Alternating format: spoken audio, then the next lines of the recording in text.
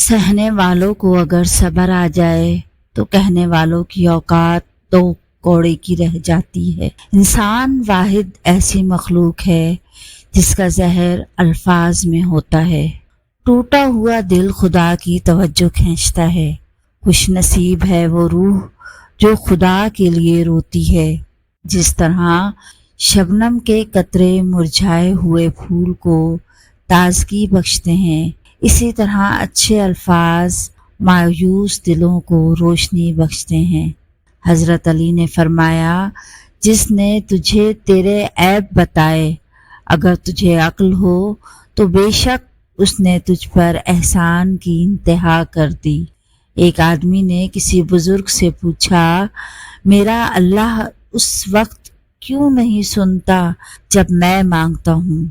बुजुर्ग ने मुस्कुराकर कहा, वो तेरे गुनाहों की सजा भी उस वक्त नहीं देता जब तू करता है। कभी अपनी ज़बान से किसी के ऐब बयान न करो, क्योंकि ऐब तुम में भी है और ज़बान लोगों की भी है। झूठ बोलकर जीतने से अच्छा है तुम सच बोलकर हार जाओ। अगर तुम्हें सब रास्ते बंद नजर आए तो वो तुम्हें ऐसा पोशीदा रास्ता दिखा देगा जिसके बारे में कोई जानता नहीं होगा। माफ़ी मांगना ये जाहिर नहीं करता कि आप गलत और दूसरा सही है, बल्कि ये जाहिर करता है कि आपके रिश्ते की अहमियत आपकी अना से बढ़कर है। अपना गुरूर उतार दो और आजिज़ाना लिबास पहन लो। तुम दुनिया से बड़े हो जाओगे। आपकी ज़ात आप पर जाहिर होगी तुम्हारे बगैर।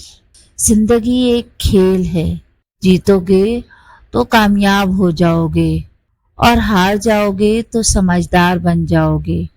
लेकिन कामयाब होने से पहले समझदार बनना ज़रूरी है, यानी जीतने से पहले हारना ज़रूरी है।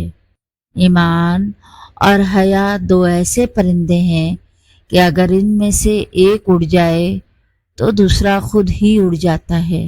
रिस्क के पीछे अपना ईमान खराब मत करो, क्योंकि रोज़ी इंसान को ऐसे तलाश करती है जैसे मरने वाले को मौत।